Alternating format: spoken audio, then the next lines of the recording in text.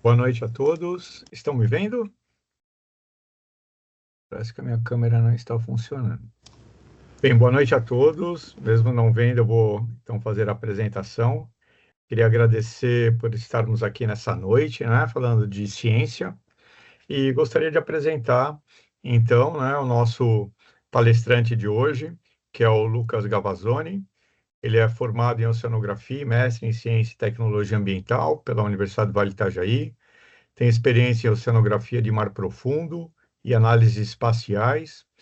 O Lucas também hoje faz o seu doutorado em ciência e tecnologia ambiental, orientado pelo professor Dr. Angel Pérez.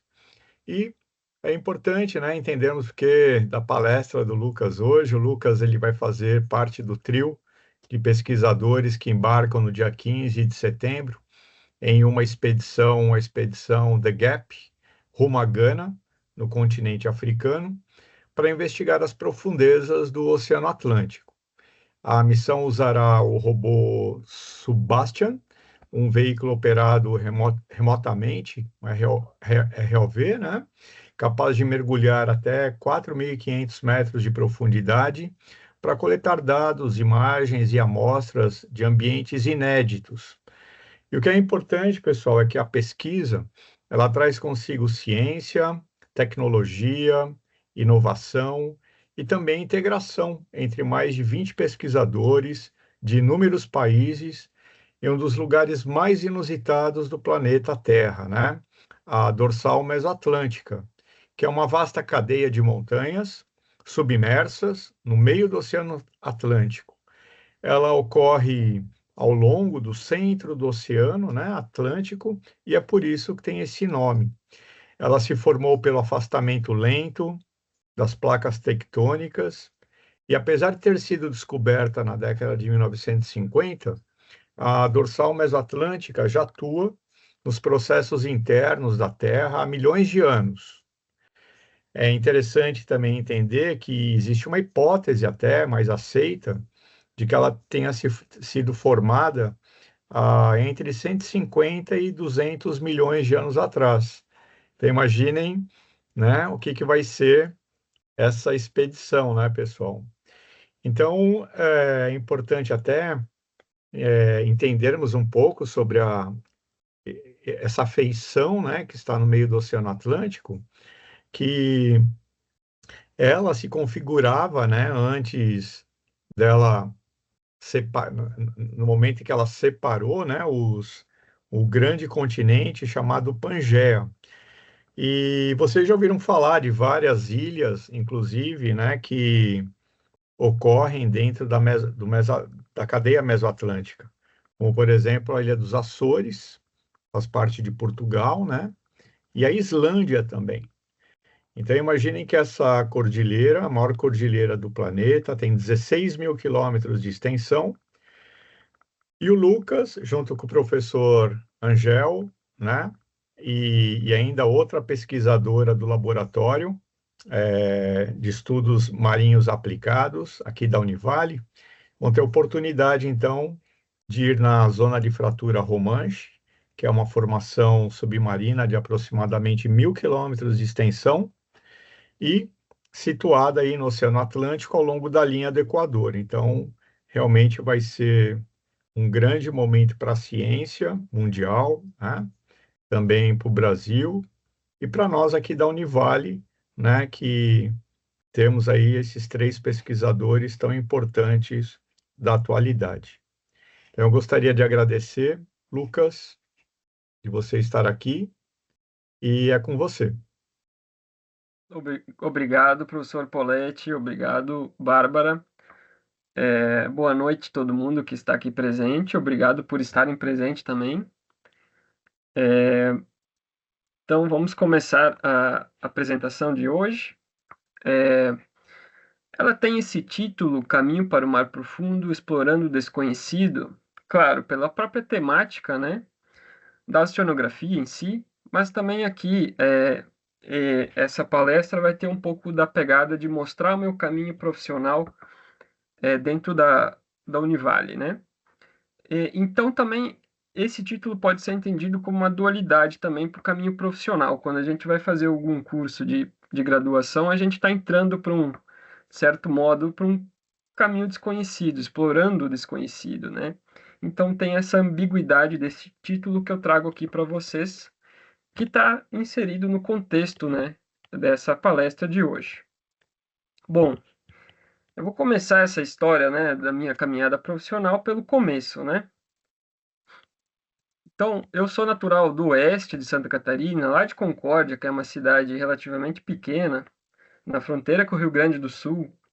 E ela é uma cidade que tem algumas curiosidades, né? Por exemplo, a Sadia, que é uma multinacional brasileira, foi fundada no município de Concórdia. Então, eu nasci e cresci longe do mar, no interior de Santa Catarina, e como uma criança nascida nos anos 90, eu sempre tive contato com todos esses filmes que vocês também devem conhecer, muitos deles. E um que eu era muito fã era esse aqui, Atlantis, O Reino Perdido. E isso sempre ficou marcado na minha memória, a exploração dos oceanos, do desconhecido, de arqueologia, toda essa questão da exploração, de conhecer coisas novas, da natureza.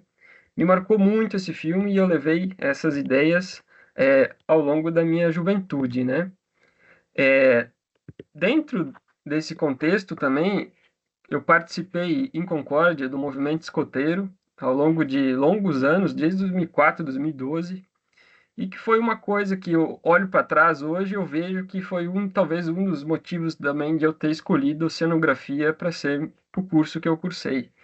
Porque aqui no movimento escoteiro a gente criava essa camaradagem de estar sempre trabalhando em grupo, de saber trabalhar em grupo. Então, isso tem um pouco a ver com a oceanografia, na questão de estar trabalhando embarcado, de ir nessas expedições. Então, eu vejo que lá atrás isso meio que foi me preparando, de certo modo, olhando para trás, né, para seguir talvez um caminho de uma profissão que tivesse o perfil de uma oceanografia ou alguma coisa parecida, né? Então, a partir disso, né, eu não comecei a minha graduação na oceanografia, eu tive algumas outras experiências, né, porque Concórdia tem um contexto todo relacionado com a agropecuária, a agricultura familiar, então, pela minha histórico familiar, né, agronomia era o primeiro curso a ser pensado, então eu fui fazer agronomia em Porto Alegre, mas eu sempre tive uma relação muito curiosa com a geologia. Então, mesmo fazendo agronomia, alguns anos ali em Porto Alegre, eu cursei alguns semestres de geologia também, e o que foi me dando uma pulga atrás da orelha se eu queria mesmo fazer agronomia ou geologia. No final das contas, eu tive que voltar para Concórdia e eu continuei meu curso de agronomia lá por algum tempo também. Mas depois eu acabei decidindo que agronomia não era o que eu queria mesmo como graduação, e por vias das histórias da vida eu acabei vindo fazer oceanografia, escolhido fazer oceanografia aqui na Univale, né?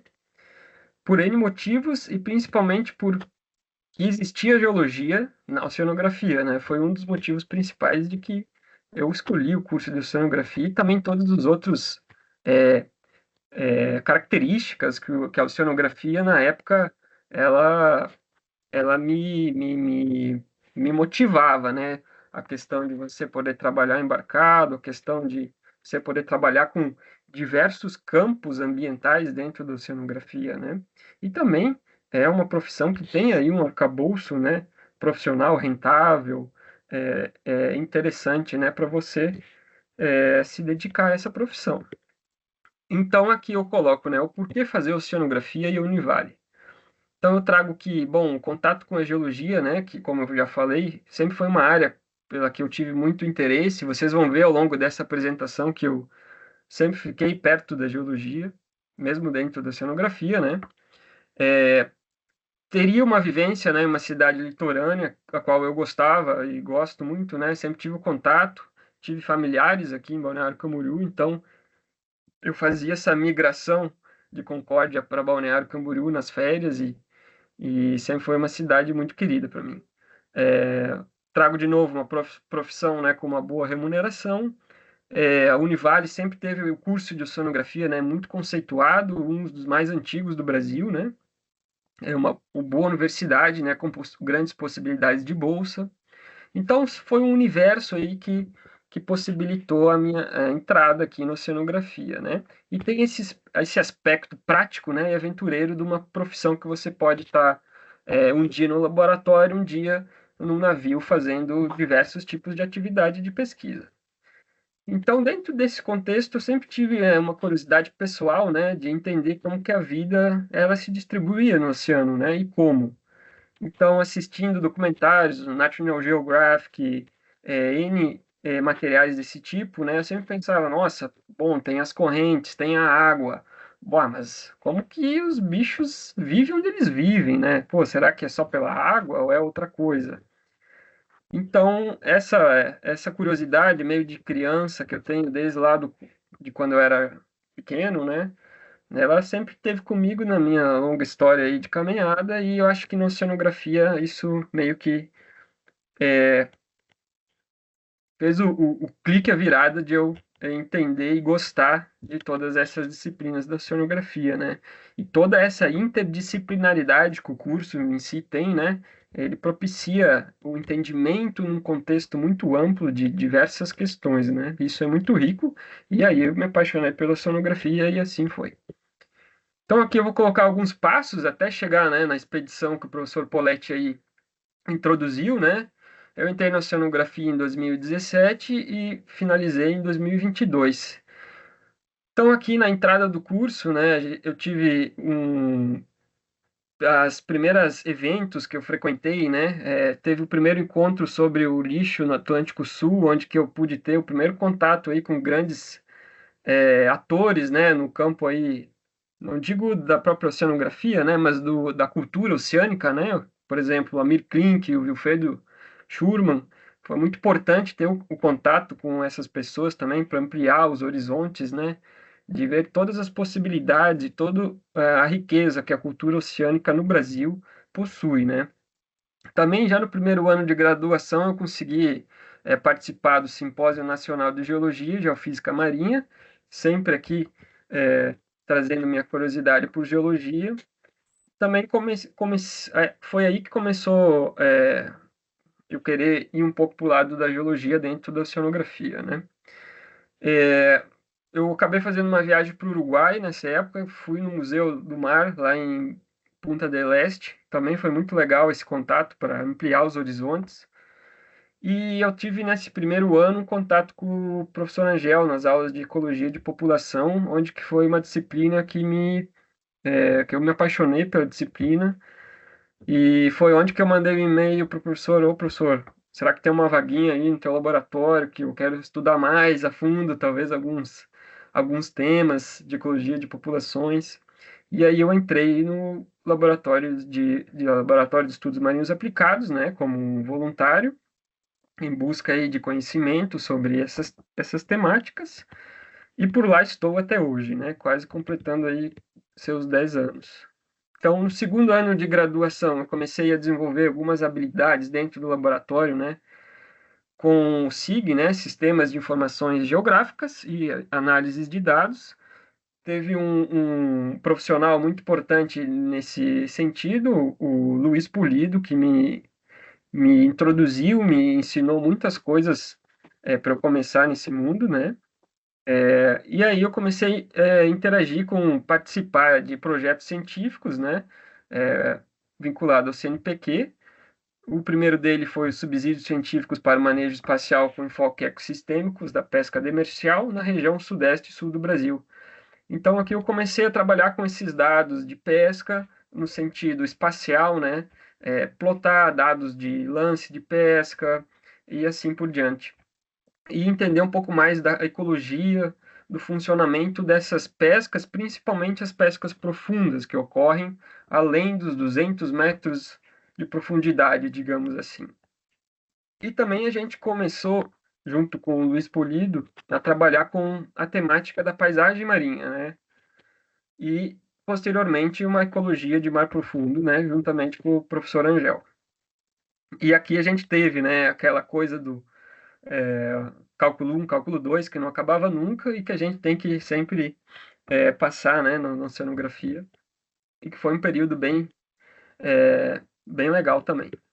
No terceiro ano da oceanografia, então, eu comecei a participar em outro projeto de pesquisa, um projeto internacional financiado pela União Europeia, que se chama iAtlantic, e isso também me possibilitou ter contato com palestras, trabalhar, né, diretamente com pesquisa num nível científico assim bem excelente, né? E também participar aí de eventos com primeiros apresentações, né, de pôsteres, trabalhos científicos, de novo no Simpósio de Geologia e Geofísica Marinha, agora em Porto Alegre, né? E aí continuei a desenvolver minhas expertises, né, agora na classificação da paisagem marinha, né? A partir aí de dados de multibeam, que vocês estão vendo aqui em colorido, é basicamente a interpretação do relevo do fundo do mar. Então, as cores mais quentes são cores mais rasas, né? E as cores mais escuras, cores mais profundas. Então, a gente apresentou esses dois trabalhos aqui, um da minha colega Carolina Souza e o outro meu, juntamente com o Luiz e com o professor Angel. E que isso depois se desdobrou num artigo, né? Então, a gente começou a trabalhar com esses dados aqui de uma expedição internacional também, que o professor Angel é, esteve presente. E aqui foi onde que começou a nascer essas sementinhas aí de isso maturar num artigo científico depois. Então, no ano de 2019 aconteceu bastante coisa. Eu participei também como aluno, né, no meu primeiro cruzeiro oceanográfico, no Ciências do Mar 1, que é essa embarcação financiada pelo MEC. Foi muito legal, foi o meu primeiro contato, né, com o oceano. E a gente fez diversas atividades, né? E isso, com certeza, foi um ponto alto, assim, de falar, nossa, eu me encontrei no oceanografia e é isso que eu quero fazer. E nesse mesmo ano a gente publicou esse artigo numa revista científica de alto impacto, né? Com análises aí da paisagem marinha, do fundo, né? Do relevo do fundo e como esse relevo do fundo, né? Aqui num paredão próximo, né? Digamos assim, de Santa Catarina, né? Bem mais profundo que Santa Catarina, que se chama o Platô de São Paulo, né? Então a gente consegue entender como que a geomorfologia do fundo, né, a variação da geomorfologia do fundo, ela tem relação com o tipo de vida que existe nessas regiões, né? Então vocês estão vendo esse mapa aqui que tem diferentes classes, né, estruturais, são diferentes classes geomorfológicas, onde a gente tem regiões mais altas, regiões mais escarpadas, depressões, como se fosse um mapa de classificação, né, da paisagem terrestre, mas a gente aplica isso no fundo do oceano. Então, essa foi um aprendizado muito grande, né, trabalhar com esse tipo de dado, com esse nível de detalhe muito rico, né? E essas imagens que vocês estão vendo aqui, essas fotos, né, foram coletadas com essa embarcação, esse submarino, que o Angel também, o professor Angel desceu com esse submarino lá no fundo do mar. Então, são dados, assim, riquíssimos. Já agora, no ano de 2020, 2021, a gente continuou participando aí de encontros, né, científicos, tanto no Brasil quanto internacionais, na Argentina. E nesse ano eu fui contratado, né, como técnico, né, na Univale, no laboratório, porque antes eu sempre tinha sido bolsista, né, voluntário e depois bolsista com projetos. E esse ano foi onde que, antes mesmo de estar formado, eu consegui ter esse contrato. E um contrato, né, diretamente para trabalhar num projeto de pesquisa, financiado por uma das maiores ONGs aí do mundo, né, de sustentabilidade, a Oceana Brasil, com o objetivo de trabalhar, né, com estimativas aí preliminares de volume de sedimentos, né, remobilizados pela pesca de arrasto de fundo, então as potenciais emissões de dióxido de carbono para o meio aquoso, né, isso no sudeste e sul do Brasil. Esse projeto foi um projeto muito legal de participar, porque ele resultou em muitos trabalhos ainda que a gente está trabalhando, né? E são resultados, assim, bem impactantes se a gente for ver, né? O quanto que uma pescaria ela pode alterar o fundo do mar, né? E, e modificar toda essa paisagem também. Então, além disso, a gente realizou, né, saídas de campo para filmar lá o fundo do mar com equipamentos que a gente desenvolve no laboratório, como esses que vocês estão vendo na imagem, que se chama TOR, o trenó oceanográfico de reboque. Então, ele vai sendo arrastado no fundo, né, e vai podendo tirar fotos e realizar filmagens para a gente entender como que se encontra a paisagem lá do fundo, né? A gente tem os vídeos que mostram um pouco.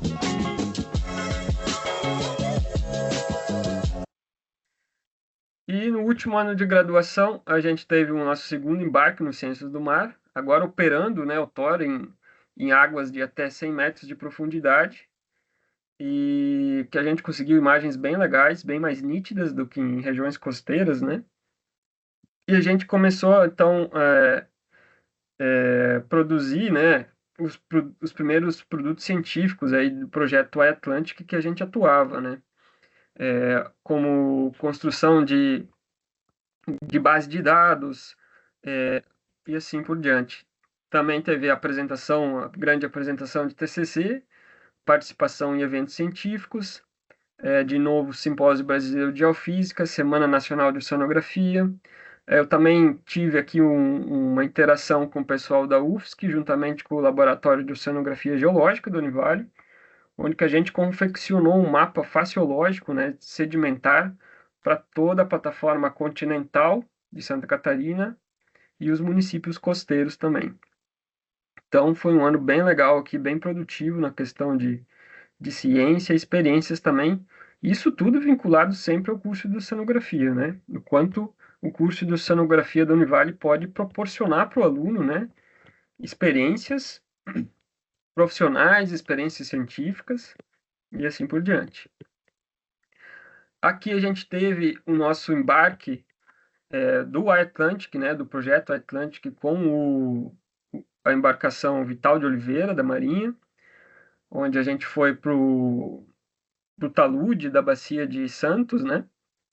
E a gente teve um grande sucesso aí nessa expedição, onde a gente teve um grupo grande aqui do Univale, um grupo do Espírito Santo, um grupo da Universidade de São Paulo, e a gente conseguiu mapear uma área profunda com alto detalhe e coletar dados, amostras de corais de águas profundas também, nesses locais onde a gente mapeou.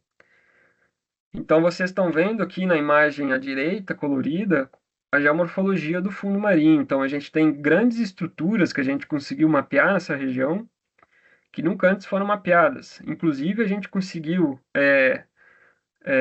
detectar algumas marcas no fundo do mar, em que a gente se perguntou, quando a gente viu esses dados lá no navio, pelo nosso histórico de trabalhar com a pesca profunda, eu e o professor Angel, a gente se olhou e falou, cara, isso aqui pode ser uma marca de um rastro de pesca, lá no fundo, lá a 300 metros de profundidade, 400 metros de profundidade.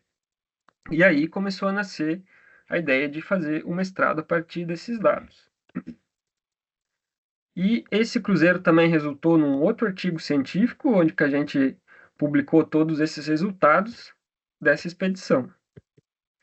Aqui está todo o pessoal que foi para essa expedição. Pessoal em laranja é o pessoal das ciências, da ciência, né, os pesquisadores, e em azul os marinheiros oficiais que estavam presentes.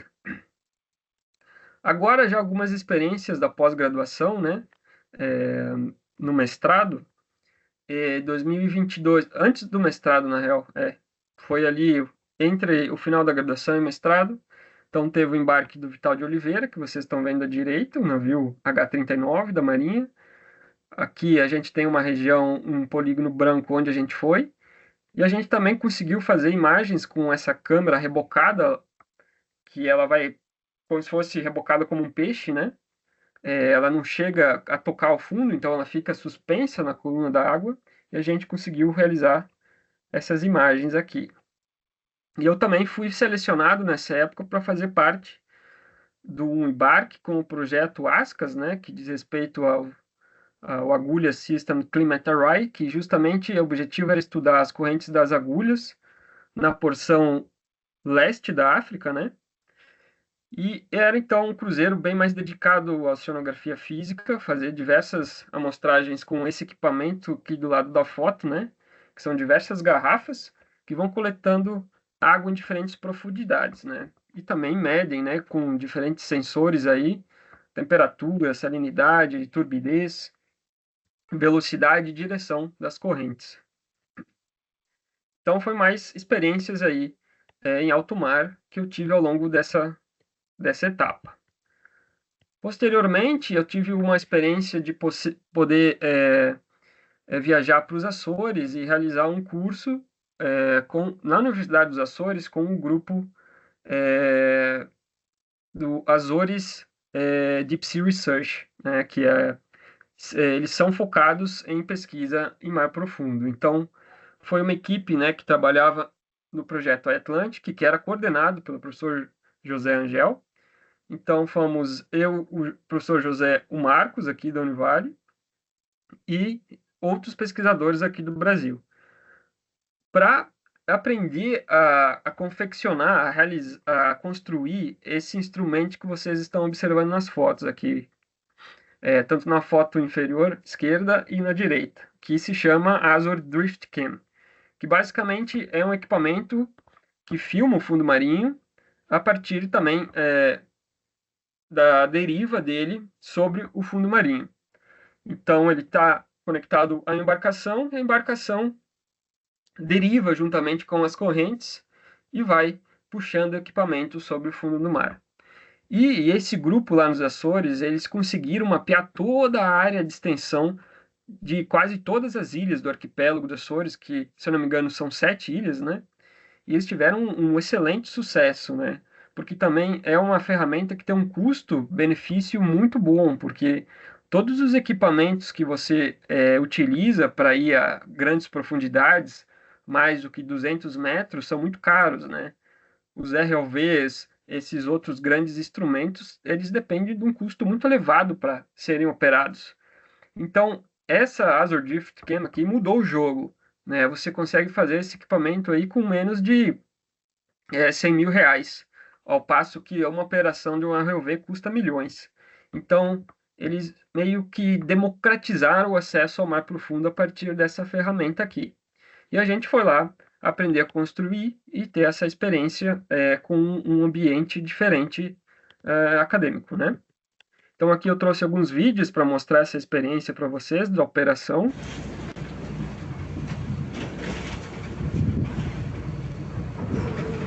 Da montagem, da preparação da estrutura antes dela ir para o mar, né? Porque ela tem uma câmera ela possui uma câmera que filma o fundo em tempo real e você consegue ver na embarcação para navegar essa estrutura, para ela não chegar no fundo, bater, e assim você fazer esse trabalho de levantar ela e baixar para ficar na altura excelente para gravar o vídeo. E ela tem outra câmera que fica gravando em alta definição o tempo todo. E claro, tem sistema de luzes e sistemas de laser para você ver a distância, né? Medir uma escala de distância para poder fazer análises científicas depois com as imagens. Então a gente issa ela, né, com um guincho e depois é só descer pelo bordo da embarcação. E aqui a gente tem o cabo de vídeo, né, que está junto com esse cabo de força, esse cabo verde, que transmite o vídeo ao vivo lá do fundo. Então a gente fez essas saídas de campo lá na ilha de Horta, nos Açores, e foi muito legal.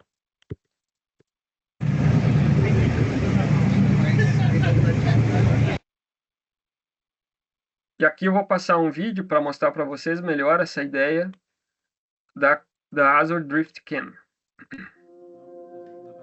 The development of the Drift Cam really changed the game on deep sea exploration.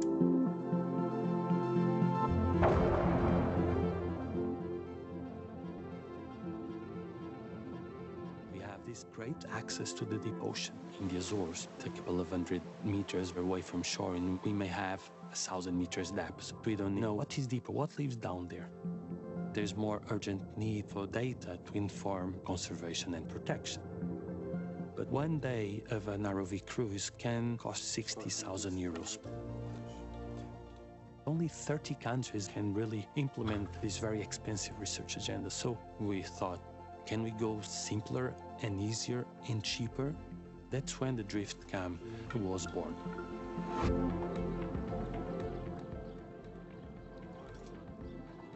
We wanted to be simple, so anyone without background in engineering could use it.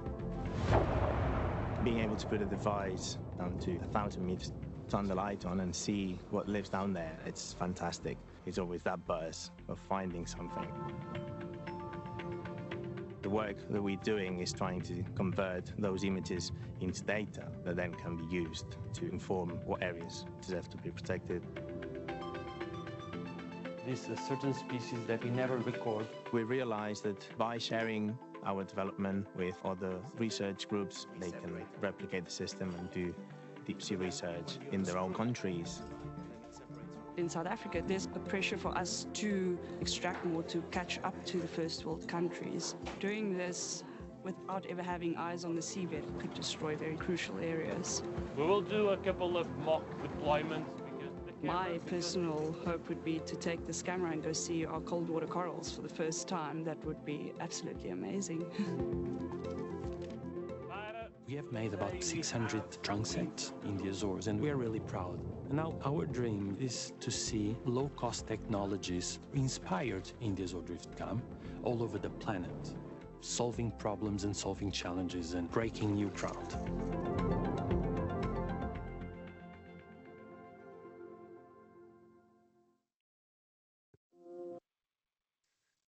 Então, a ideia desse curso foi justamente se capacitar para poder construir essa estrutura aqui na Univale, né? E a gente está com ela quase pronta, falta 5% para ela ficar pronta para ir para o mar, onde que a gente conseguiu, então, montar toda essa estrutura com a ajuda de diversos bolsistas, né? Eu trago aqui o Orlando e a Milena, que trabalharam duro para ajudar a construir ela e deixar ela pronta para operar. E a gente tem a missão e possibilidade de operar ela na cadeia Vitória Trindade ano que vem, que é uma região muito importante aqui para o Brasil, e que não foram feitas ainda imagens, né, nessa profundidade e nessa região aqui no Brasil. Então, a gente tem talvez a possibilidade de ser os primeiros a realizar essas imagens com essa ferramenta aí muito importante.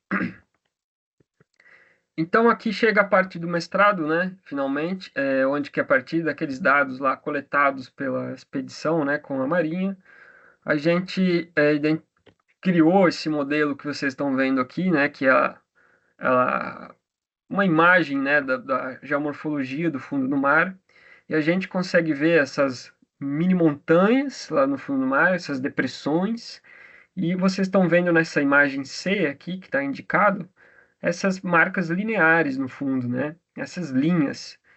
Então, a gente começou a criar a hipótese que poderia ter relação com a pesca de arrasto, né? E o meu mestrado foi tentar descobrir se existia ou não existia relação com a pesca de arrasto. Então, eu vou passar aqui rapidinho, né? Também outras coisas que aconteceram no mestrado, apresentação de trabalhos científicos, né? Em eventos internacionais, aqui com um outro trabalho que vai dar origem a um artigo científico, diversas análises aqui dentro do próprio projeto com análises espaciais, trazendo modelos de adequabilidade de hábitats para corais de águas profundas, análise da paisagem também de mar profundo, e em 2024 eu recebi um prêmio, né, o Ron McDonald Student Support, do GeoWab, que é um evento, maior evento digamos assim, análises espaciais da paisagem marinha, né, que tem muito a ver com hábitats e geomorfologia, que aconteceu em Arendal, na Noruega, e lá eu pude apresentar esses resultados desse trabalho, onde que a gente analisou, então, os hábitats preferenciais de um camarão de águas profundas que foi pescado aqui no Brasil na década de 2000 a 2010, né? Então, entender como que justamente a vida, né, dessa espécie, ela se distribui no ambiente a partir de diversas camadas ambientais, tanto geomorfológicas quanto da coluna da água, né?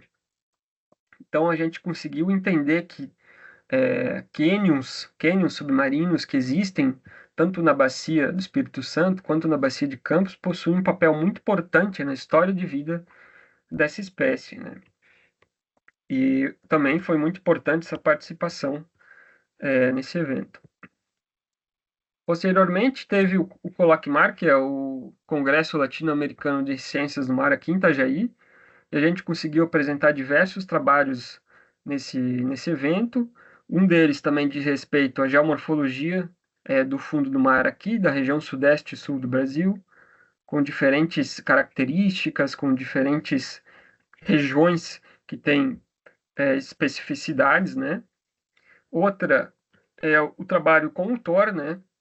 Trazendo aqui o imaginamento do fundo do mar, né? A paisagem do fundo do mar a partir do Thor, né? E a gente descobriu uma coisa curiosa aqui, que toda vez que a gente ia para o mar com o Thor, a gente se deparava com uma grande turbidez próximo do fundo. Ele chegava perto do fundo, a gente não via mais nada. Então a gente sempre ficava meio, cara, isso não dá certo, né? Mas a gente mudou a perspectiva e começou a pensar assim, bom, vamos tentar descobrir mais sobre essa camada que está lá no fundo, né? Essa camada que não deixa a gente ver a paisagem. E a gente começou a mapear onde que está essa camada a partir da visualização das imagens do Thor, né? Então, é um trabalho que foi começado a ser feito, ainda está em progresso, mas que é bem interessante também de ver esse fenômeno que acontece aqui na nossa região costeira, né? Que tem muito a ver com o aporte fluvial do rio Itajaí e assim por diante. E também os resultados daquele projeto que eu fui contratado lá em 2020, 2021, para atuar, né, que é o projeto do CO2 a partir da remobilização do sedimento do fundo marinho, né, a partir da pesca de arrasto. E também em 2024 teve o One Ocean Science Congress, na conferência da ONU, em Nice, França. Então o professor Angel esteve presente com outro trabalho aqui que derivou do meu mestrado, então, que a gente estudou a variação, né, da geomorfologia, da paisagem marinha do fundo, com um approach, uma metodologia bem recente, né, que digamos assim, não muito utilizada, está sendo começado a ser utilizado agora, né, para o oceano, que era muito utilizada para aspectos terrestres da paisagem, né? Por exemplo, você analisar a diversidade de PETs, né? Analisar a diversidade, o quanto eles estão agregados e assim por diante, né? Então a gente vê um campo aqui gigantesco de depressões e a gente fez diferentes análises para poder entender melhor como que essa geomorfologia ela se comportava. E a gente também teve aqui em 2024 um outro paper publicado numa revista de relevância, né, de impacto para a nossa área, onde que a partir dos dados que eu trabalhava lá no começo, quando eu entrei no laboratório, né, lá em 2018, a gente começou a evoluir uma ideia de que, bom, essas capturas da pesca profunda, elas poderiam ter uma relação específica com a geomorfologia dessa região onde eles são pescados, que é essa região entre 200 e 2.000 metros, que se chama o talude continental, né, é um grande declive nessa região. E a gente aí descobriu que sim, tem alguma significância sim, toda essa geomorfologia com essas capturas, né? Capturas de lulas, capturas de camarões, capturas de peixes e também de caranguejos. E toda essa história aí tem muito a ver não só com a geomorfologia, mas a interação que a coluna da água tem com a geomorfologia, né? As ondas internas, os fluxos de nutriente que fluem desde lá da superfície terrestre até o fundo do mar e fertilizam essa vida lá no fundo, né? Então tem toda uma cadeia aí de processos conectados entre a geomorfologia, a coluna da água e a vida que é pescada, né? Então, esse trabalho foi muito legal ser realizado também com os pesquisadores do laboratório, o professor Angel e o professor Rodrigo. E aqui surgem alguns resultados do mestrado, a variabilidade da paisagem marinha. Quando a gente pensa no fundo do mar, talvez a gente pode pensar que ele é um grande monótono, é um grande vazio, né? Que tudo lá embaixo é liso, que é plano. Mas não. Com tecnologias avançadas aí de mapeamento do fundo do mar, né? A gente consegue ver que existem coisas muito diferentes lá no fundo, né? Aqui a gente pode ver coisas num detalhe de quase 11 metros. Então, imaginem vocês que essas pequenas depressões aqui em laranja têm mais do que 11 metros. Pode ter dezenas, centenas de metros, né? E o interessante também é que a gente conseguiu visualizar uma feição da geomorfologia do fundo marinho não feita naturalmente, e sim feita pelo homem, né? Que são essas linhas em vermelho aqui, que são justamente as marcas do arrasto, né? Que a tralha da rede que toca o fundo, que é muito pesado, deixa marcada lá no fundo. Então é uma assinatura da humanidade que impactou o fundo, alterou o fundo, alterou a paisagem, e a gente ainda não sabe bem certo quais são as consequências disso, né, para a vida marinha, para emissões de gases e assim por diante. Então, trabalhando aqui com análises geomorfométricas, que a gente chama, né, a gente consegue derivar dados de declividade, rugosidade, tudo isso conta histórias sobre essas características do fundo do mar, né? E aqui eu trago também alguns resultados bem legais dessa pesquisa, né, do mestrado, onde que em vermelho aqui nessa imagem vocês estão vendo essas marcas, né, de rasto. E a gente consegue ver por outro tipo de sensor, a sísmica, né, que são dados acústicos. Vocês estão vendo nessa imagem à direita aqui, que a gente tem pequenas depressões nessa linha escura, né? E isso são justamente indícios dessa vala, desse sulco dos arrastos. Então a gente consegue comprovar, observar esse impacto do homem, né, no fundo do mar, de 300, 400 a 500 metros no fundo, né? E bom, a gente pode se perguntar aí, talvez quanto tempo que elas estão ali, né? Então também essa foi um objetivo da minha análise do mestrado, descobrir ao quanto tempo essas marcas podem estar ali no fundo, né? Então a gente chegou numa análise depois de diversas metodologias que eu desenvolvi para conseguir chegar, né, num resultado que fosse adequado, né, cientificamente. E a gente chegou que essas marcas elas podem ter aí entre 24 a 8 anos, né, de residência lá no fundo, a partir, né, do cruzamento de lances de pesca e essas marcas lá embaixo. Então, vejam que é um tempo de residência relativamente grande, né? Claro que o oceano profundo ele não muda muito, né? E o que também, logicamente, preserva essa feição, digamos assim, antrópica lá no fundo. E isso é um achado, assim, tremendo, porque em diversos lugares a gente tem também outras, no Mar do Norte, outras pesquisas que também indicam que essas marcas podem ficar lá no fundo por grande período de tempo. Então vejam só o impacto do ser humano onde chega. Eu também desenvolvi alguns modelos aí espaciais, né, de dispersão da pluma agora, que é remobilizada pela essa pesca de arrasto no fundo, para observar se justamente essa pluma, né, que vocês estão vendo aqui em cor rosa para verde, que está se movendo, é justamente essa pluma que está sendo simulada, né, a partir de dados de corrente e dados dos lances originais, onde esses lances foram feitos, né, a gente consegue simular essa dispersão. E a minha curiosidade era saber se essa dispersão, né, dessa pluma gigantesca de sedimento que está lá no fundo do mar, pode impactar, pode pressionar organismos, né, a vida, direcionada, né, aqui aos corais de águas profundas, que são organismos muito sensíveis a esse tipo de condição, né? E a gente encontrou que sim, essa pluma aí, que é provocada pelo arrasto pode ter um impacto significativo sobre esses organismos, né? Então, mais um ponto aí sobre o impacto da humanidade nesses ambientes profundos, né?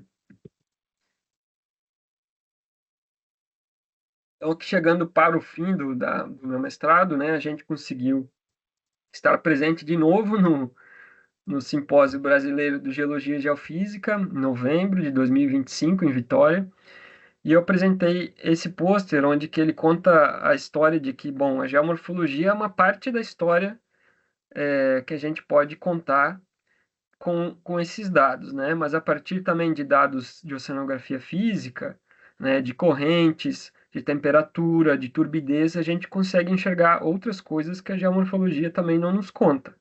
Então, integrando esses conhecimentos interdisciplinares da oceanografia, a gente consegue contar uma história um pouco mais completa do ambiente profundo, né? Então, aqui a gente começou a investigar processos de oceanografia que podem estar relacionados a essa geomorfologia que a gente está vendo. Então, condições de ondas internas que se propagam nessa região podem ter relação com o alongamento de diferentes depressões lá no fundo do mar e a própria direção dos organismos nadantes. E aqui, finalmente, chegando, né, no assunto do momento aí da expedição The Gap, que o professor Poletti introduziu na fala dele, né? Então, em setembro, a gente vai para uma outra expedição oceanográfica, né? Com parceria do Schmidt Ocean Institute, que possui a embarcação, que possui toda a tecnologia, onde a gente vai estar presente. E essa expedição ela vai ser realizada nessa zona de fratura geológica do fundo, que é basicamente uma cicatriz, um grande vale, como vocês estão vendo aqui à esquerda, nessa imagem em preto, né? Então é como se fosse um grande cânion que existe lá perto do Equador, lá, né? Lá no meio do Oceano Atlântico, perto da linha do Equador. Ela é uma das diversas fraturas que existem, né? Que se formaram na formação do Oceano Atlântico, né? E ela é eleita, né, como uma das mais importantes ecologicamente também. E a gente, então, selecionou duas áreas específicas, né, que vocês estão vendo nesse mapa, uma área oeste, que é esse quadradinho branco, e uma área leste, que é esse outro quadradinho branco. Muito por conta da própria limitação do equipamento, né, do ROV, que eu vou mostrar mais adiante, que é o robô que realiza as filmagens do fundo do mar, que ele vai até 4.500 metros. Então a gente tinha que escolher regiões mais rasas do que 4.500 metros. E essas duas regiões têm todo um contexto geológico específico que também nos atrai, que elas podem ter sido emersas, ou seja, estarem acima do nível do mar muitos anos atrás, geologicamente falando, né? Então pode ser que elas tenham uma característica única comparada a outras regiões dentro da própria fratura, né? Então essa é uma das motivações. Outras motivações são, logicamente, nesse mapa à esquerda, vocês estão vendo um mapa que representa a produtividade primária que está sobre essa fratura. O que é a produtividade primária? É justamente os nutrientes, né? A massa orgânica produzida pelos fitoplânctons que estão na superfície do oceano e que tem o potencial, então, de decair e chegar até o fundo do oceano e fertilizar a vida profunda. Então, a gente tem esse fenômeno que se chama uma ressurgência, né, que acontece no oeste da África, a partir dos rio Níger e outros que desembocam nessa região e trazem nutrientes para fertilizar essas águas. Então, a fratura está justamente embaixo dessa língua que a gente chama de nutriente, e a gente também quer tentar descobrir se existe uma variação entre leste e oeste dessa vida que mora lá no fundo associada a esse contraste de nutrientes. E claro, né, na oceanografia a gente nunca pode esquecer dos componentes de correntes e massas de água. Então, outra motivação é justamente tentar entender como a circulação profunda, né, principalmente a água antártica, que é uma água mais densa, uma água mais gelada, que flui justamente nas regiões mais profundas dos oceanos. Então, essas fraturas, elas se comportam como conduítes, como grandes funis para essas águas mais profundas poderem ser transportadas. Então, a gente tem aqui um estudo que demonstrou com dados de modelagem de que existem regiões onde tem um fluxo mais rápido, mais intenso, e regiões menos intensas dentro da própria fratura, né? Então, a gente também quer testar essa hipótese se existe diferença entre a vida que existe em regiões com um fluxo mais intenso e um fluxo menos intenso. E aqui chega então a motivação, né, de realizar um doutorado a partir, né, dessa expedição, onde que a gente vai coletar dados aí com detalhes incríveis, né, com o RLV Subbastion, né, filmagens, coletas de amostras, coletas de organismos, de rochas, de sedimento lá do fundo até 4.500 metros. A gente vai embarcar nesse navio que se chama Falcor 2, e a gente vai, no doutorado especificadamente, né, eu vou focar nessa pegada da paisagem marinha, que eu já venho estudando, mas realizar, então, análises mais específicas, mais avançadas, né? E a gente vai fazer uso também na expedição de um glider, que é justamente como se fosse um torpedo, né? Que navega aí quase de maneira autônoma, né? Você programa ele para ele ficar fazendo uma missão e lá ele fica coletando dados de temperatura, salinidade e diversos outros sensores. E a gente vai também operar esse outro equipamento, que é um AUV, que também é como se fosse um torpedo autônomo, né? Que ele fica coletando dados acima de 50 metros do fundo do mar, numa resolução, num detalhamento surreal. Então, é um cenário aqui muito satisfatório, né? Muito único para você estar presente, né? E poder coletar dados nesse nível de detalhamento.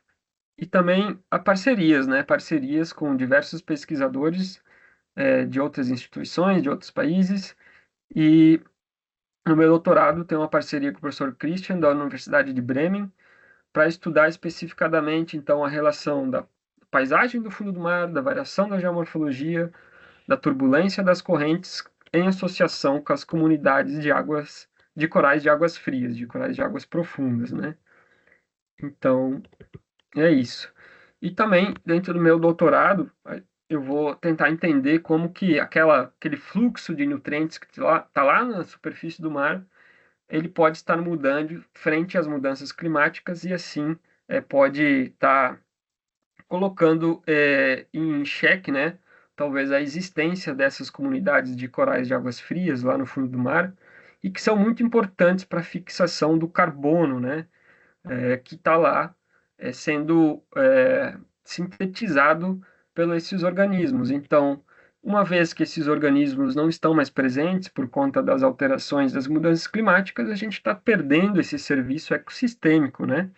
Que esse tipo de vida, né? Esses tipos de organismos, eles provêm para a humanidade, que é justamente essa captação do carbono, né? Uma vez eles não captando mais esse carbono vai estar mais disponível no oceano, e a gente não sabe muito bem, né? Como isso pode impactar as variações na natureza, variações no clima, variação em aspectos oceanográficos e assim por diante. Então, aqui, mais uma expedição do Schmidt Ocean, que eu vou estar presente em janeiro, que se chama Seamount Journey, uma jornada pelos montes submarinos, que é chefiada pelo professor Alex Bastos, da Universidade Federal do Espírito Santo, e que vai ocorrer também aqui na margem nordeste do Brasil, né, perto de Ceará, onde que a gente vai realizar o mesmo estilo de pesquisa, né, com os mesmos tipos de equipamento, mas agora focando em outras grandes feições geomorfológicas do fundo marinho, mas agora, né, não fraturas, mas sim montes submarinos. São justamente montanhas que existem no fundo do mar. E a gente quer entender como que elas se formam, qual é a geomorfologia, quais são os processos geológicos e, claro, né, a vida que está lá nesses montes submarinos. Então, também vai ser uma oportunidade única de estar presente aí, né? E, seguindo para o final já, eu trago aqui um resultado, né, que desde o começo da minha graduação, então a gente pode ver toda essa história que eu estou contando, né?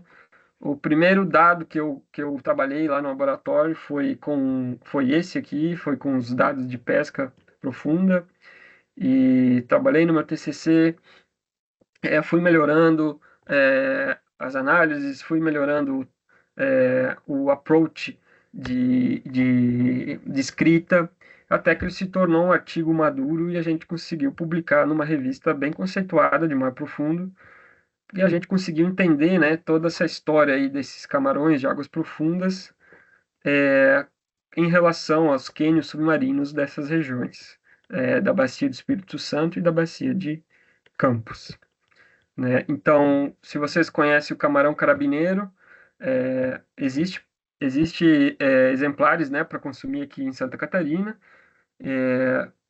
Ele é um camarão bem grande, né, como vocês estão vendo a escala aqui da mão, e ele é um camarão super diferente. Então, ele vive num hábitat muito diferente, associado com diferentes condições oceanográficas, diferentes condições ambientais e muito vinculado aos cânions submarinos, né? Não somente aos cânions, né? Mas eles têm uma relação muito próxima a essas feições geomorfológicas, né? Como montes submarinos, como fraturas, né? Os cânions são outras feições geomorfológicas que possuem uma importância muito grande no oceano, né? Ecologicamente, geologicamente e assim por diante. E aqui eu trago para finalizar, né, outras parcerias, outros pontos profissionais, né, dentro do laboratório. A gente está trabalhando com uma outra ONG aí, das maiores ONGs de sustentabilidade, né, do mundo, a Conservação Internacional, CI, com diversos projetos aí, e um deles o projeto Oceânicas, né, que tem como objetivo aí trazer análises, né, instrumentações, instrumentos operacionais para a gestão de grandes áreas marinhas protegidas, como a cadeia Vitória Trindade, e assim por diante. Então, eu trago aqui um obrigado, espero que essa palestra tenha sido muito interessante de mostrar. Eu tentei mostrar meu caminho profissional, que é a Univale, que a oceanografia me proporcionou, e espero que todos vocês tenham gostado. Fico à disposição para perguntas. Fantástico, Lucas, parabéns. Grande orgulho de tê-lo dentro do nosso programa de pós-graduação em Ciência e Tecnologia Ambiental, também na oceanografia, visto que você também foi meu aluno, né? Então temos muito orgulho de ti. E é isso, né? Da Disney para a ciência, né, Lucas? Ou seja, Atlantis despertou a curiosidade e a oceanografia transformou em pesquisa, né? Com certeza. É uma sementinha que nasce lá na infância, na juventude, que foi bem regada e deu alguns frutos, né? Com certeza, Lucas. Então, Lucas, eu queria até inicialmente falar, né, colocar para ti que você traz assim vários aspectos, né, hoje, sob o ponto de vista de um oceanógrafo, de um profissional, né, o despertar da curiosidade desde criança. Eu creio que foi muito bem colocada assim a tua trajetória e o momento que você chega hoje, né? E com certeza com grandes perspectivas também de futuro, né? E eu queria que você pudesse falar um pouco, né? Para todos que estão aqui, tem muitos alunos que estão iniciando oceanografia, não só oceanografia, mas de uma forma geral, né? Nós estamos aqui com o pessoal da Escola Politécnica e alunos de todos os cursos que almejam, né, dentro da sua profissão, alcançar o sucesso. Eu acho que você, né, já demonstra, né, que está sendo muito bem sucedido e que desde o início da sua carreira você sempre teve um foco, né, Lucas? Você sempre focou e isso eu creio que é algo bem importante. Então, eu queria saber um pouco, né, o que que você considera da importância de se fazer estágio, né, de também participar, né, de congressos. Como é que você avalia isso dentro da sua carreira profissional? E do início também, porque na graduação, né, a gente ainda está naquela fase de escolha, né, de buscar assim caminhos, mas ao mesmo tempo os estágios ele tem um papel fundamental nesse processo, né? Como é que você avalia isso, Lucas? Sim, ótima questão, professor. Eu acho que é muito importante, assim, é, tanto no começo, em qualquer momento da graduação, né, se dispor à curiosidade, se dispor a conhecer diferentes coisas dentro da tua graduação, né? Às vezes a gente tem uma ideia de, vou focar somente num assunto que eu tenho um pouco mais de interesse e assim por diante, mas às vezes abrindo um pouco o leque, ou mesmo buscando diferentes experiências, né? Eu acho que vai te agregar um conhecimento muito grande, assim, para te preparar para a vida profissional, né? Tanto seja academicamente falando, seja fora da academia, né? E eu acho que para mim, particularmente, foi muito importante ter essas experiências nos laboratórios, né? Estar em contato direto com os professores, com os pesquisadores, vivenciar, né, toda essa rotina da pesquisa, de entender como a pesquisa acontece, né, todos os processos, eu aprendi, claro, na graduação, né, nas aulas, mas muito na prática dentro dos laboratórios, dentro, né, dos estágios. Então, e claro, participar desses congressos te traz uma amplitude de pensamento também, né, muito que faz a diferença, né, no final do dia. Você também conhecer pessoas diferentes, conhecer ideias novas, né, além da tua graduação. Então, fazer contatos, né, é muito importante em qualquer profissão, em qualquer meio, né? Então, eu acho que sim, você tem que estar aberto a participar de, principalmente na graduação, em todas as experiências possíveis, né?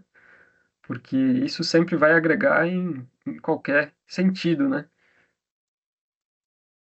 Bacana. E outra coisa, né, Lucas, que queria que você colocasse, uma das questões que a gente percebe, né, que é fundamental nessa época da graduação, que dura ali 4, 5, 6 anos, né, cada um tem a sua história, né, e o seu próprio processo, né, de desenvolvimento da graduação.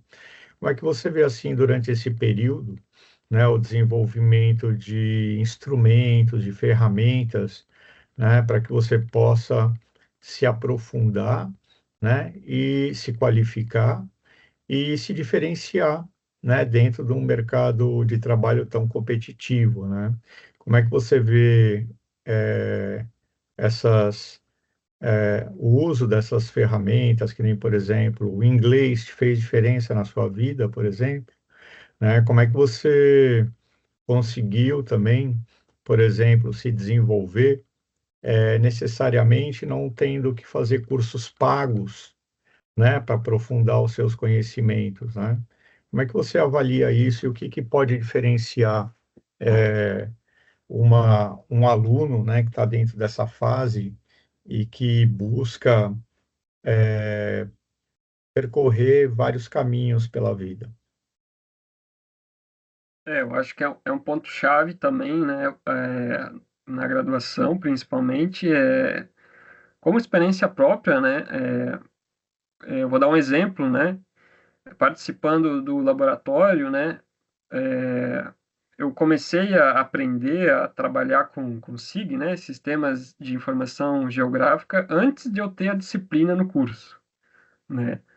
Então, eu já cheguei preparado, digamos assim, com uma experiência relativamente boa já na disciplina do curso. Então, já daí cursando a disciplina, fluiu muito mais ainda, né, essas técnicas. E isso me deu um patamar, uma preparação além, assim, do que eu poderia ter, assim, se eu não tivesse frequentado um laboratório, né? E isso pode se dar em diferentes áreas, né? Tanto na governança, tanto na oceanografia física, né? Então, você vai ganhando essas expertises, né? Que você consegue através de experiências com os professores, com os colaboradores, né, da instituição, e Mesmo que nas vão. engenharias, né, Lucas, em outras áreas também, né, como na Poli, a gente tem várias áreas, né? Tem, com certeza, né? E dentro da própria cultura marítima, né, que a gente vive aqui em Santa Catarina, né, as engenharias aí, eu mostrei aqui diversos exemplos de equipamentos que a gente usa na oceanografia, mas não são oceanógrafos que constroem eles, né? São engenheiros elétricos, né, engenheiros mecânicos que constroem aqueles ROVs, aqueles gliders, todas essas tecnologias. Então, também a gente tem esse exemplo de, né, o como esse mercado de trabalho dentro dessa cultura oceânica, desse âmbito marítimo, tem oportunidades, né? Bem isso, Lucas. E, Lucas, como é que você avalia, né, que, por exemplo, quando a gente sai da universidade, você tem muitas opções, né, hoje. É, por exemplo, né, você pode sair da universidade e ser um cientista, que foi o que você escolheu, né? Mas também existem opções, por exemplo, de você abrir sua própria empresa, essa também é uma opção. Você tem a opção também de trabalhar num órgão governamental, né? Ou por uma iniciativa privada, ou na iniciativa privada também. Então, ou seja, o leque hoje é muito aberto, né? Como é que você avalia, né, esse momento que você saiu do curso e você, assim, que eu vou, qual o caminho que eu vou trilhar, né? Que você tinha, assim, como expectativa? Você sempre teve essa visão de seguir a carreira acadêmica ou em alguns momentos você pensou também ir para outros caminhos? Eu acho que essa situação no final da graduação é sempre um período, assim, delicado, né? Porque tu pensa, o que que eu vou fazer agora que acabou, né? Mas eu acho que se você tem essa tua trajetória na graduação, né, que a gente vem discutindo aqui muito bem preparada, né, com diferentes experiências aí, criar tuas próprias expertises, né, em diferentes assuntos, eu acho que tu vai estar muito bem assim preparado para enfrentar qualquer posição que você queira disputar, seja abrir sua própria empresa, seja realizar um concurso, né? Ou seguir a carreira acadêmica como a minha, né? Eu sempre tive essa visão, assim, de ser cientista, né? Então, quando a oportunidade bateu na minha porta, eu agarrei com todas as forças e assim eu sigo. Mas eu acredito que, como eu falei, cada um tem que escolher o seu caminho, né? Ah, qual aparecer, qual for melhor, né? Mas e sentiu que está mais preparado para fazer, o que gosta mais de fazer, né? Mas é isso. Outra coisa, Lucas, é interessante que a gente pega o rol, né, de universidades no Brasil, né? Nós temos hoje as universidades federais, as universidades estaduais, as universidades comunitárias, como é o caso da nossa, as privadas, e você fez toda a sua carreira, por assim dizer, até agora dentro de uma universidade comunitária, no caso da Univale, né? E como é que você vê a universidade como formadora, né, de um profissional como você?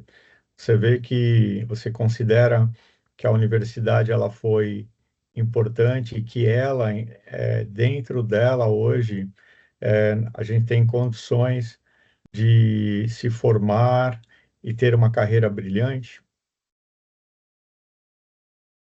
Ah, eu acho que com certeza, né, professor? Eu acho que é essencial, eu acho que a universidade, né, a Univale aqui nos proporciona uma gama de preparações, né, não só a própria graduação, mas cursos paralelos, né, que podem ser feitos também.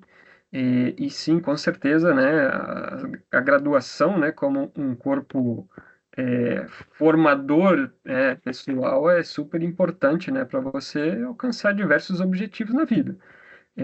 E com certeza, né, a Univale tem esse diferencial aí de possibilitar diversos caminhos dentro da instituição, né? Tem a própria pós-graduação em diferentes programas, né? Cursos de extensão e assim por diante. Eu acho que você tem diversos caminhos, né, que você pode seguir dentro da nossa instituição. E eu vivi muito deles, assim, e indico, e com certeza é uma coisa que você vai levar para a vida inteira.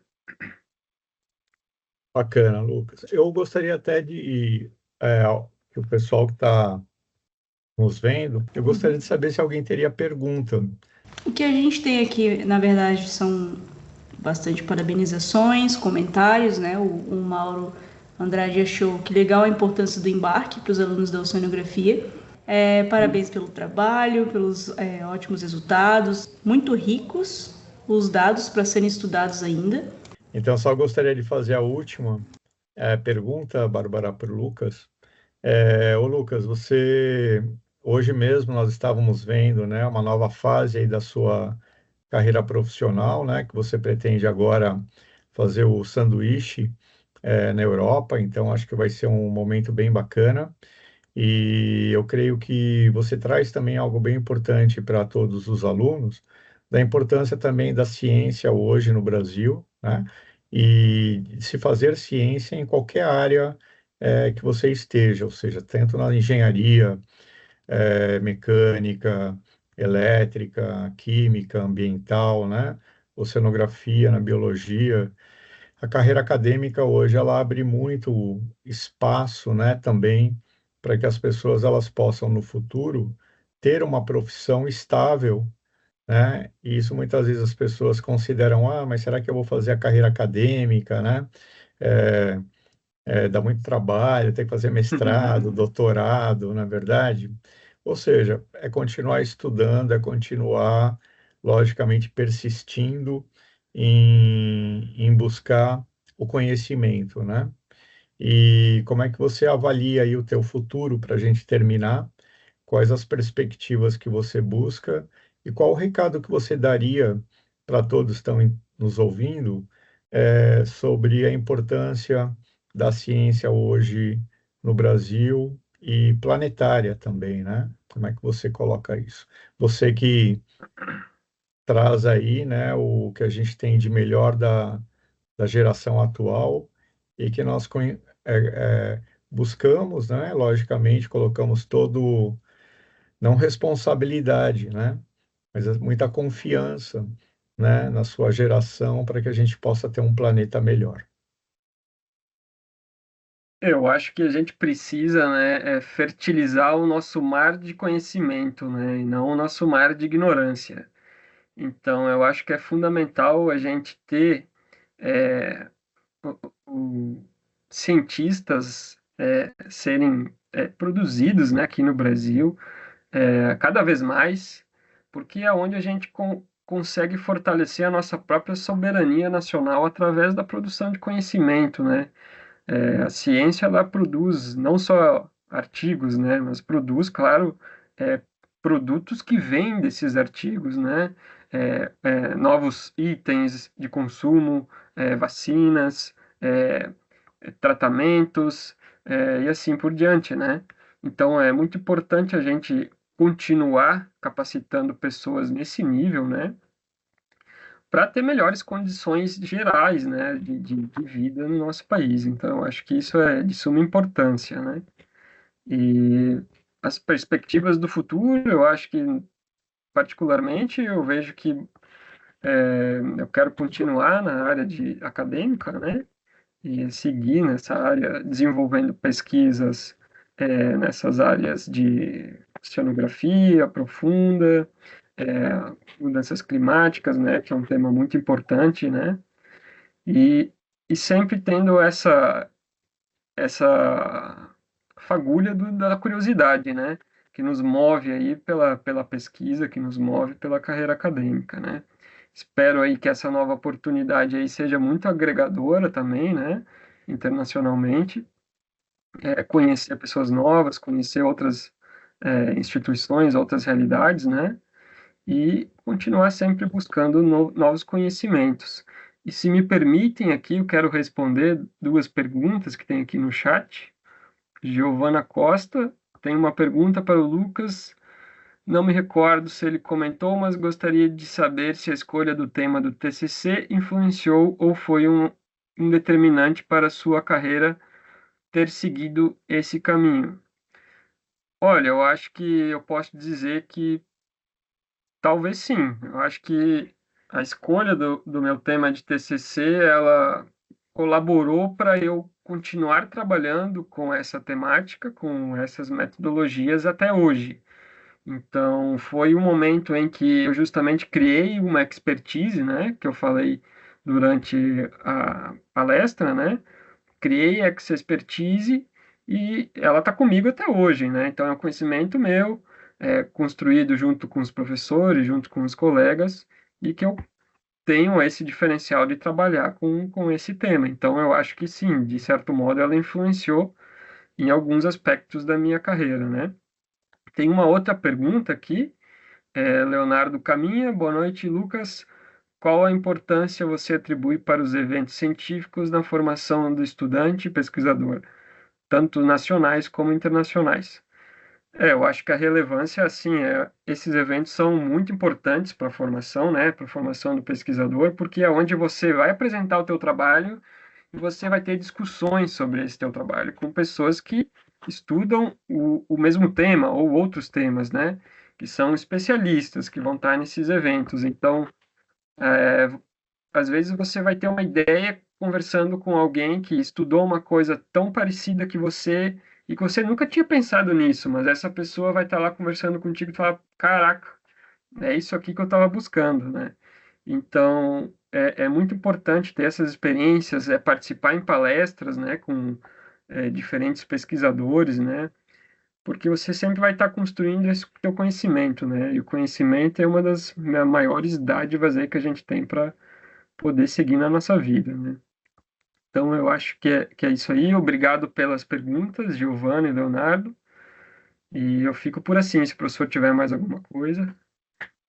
Bem, eu só queria falar uma coisa que você falou que eu achei muito importante, né? Que você falou de soberania, né, Lucas? E não existe soberania plena, né, sem soberania científica. Então, conhecer, né, o território, o Brasil, né, o oceano, seus recursos, suas vulnerabilidades, né, é condição fundamental para que o país possa decidir sobre seu próprio futuro.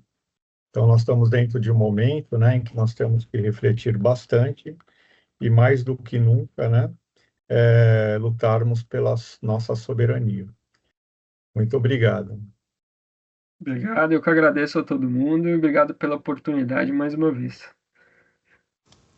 Obrigada, Lucas. Obrigada, professor Marcos, pela disponibilidade de vocês também. Tenho certeza que foi muito inspirador para todos que aproveitaram até o final aqui com a gente. E é isso. Muito obrigada pela participação.